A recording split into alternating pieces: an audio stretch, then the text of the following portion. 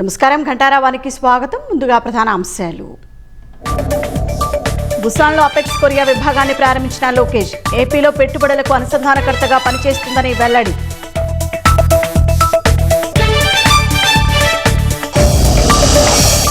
ఒంగోలు శివారులో బాలుడి అదృశ్యం విషాదాంతం. చెరువులో ఆలేల రిచర్డ్స్ మృతదేహం లభ్యం.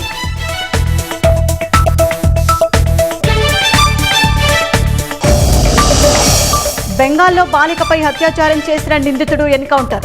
సీన్ రీకన్స్ట్రక్షన్ సమయంలో ఘటన.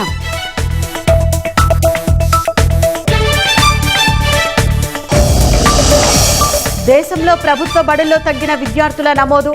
86 లక్షల ప్రవేశాలు తగ్గాయని కేంద్ర ప్రభుత్వ నివేదిక.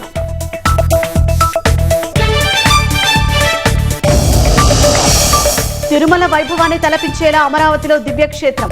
140 కోట్లతో శరవేగంగా వెంకన్న ఆలయ విస్తరణ పనులు.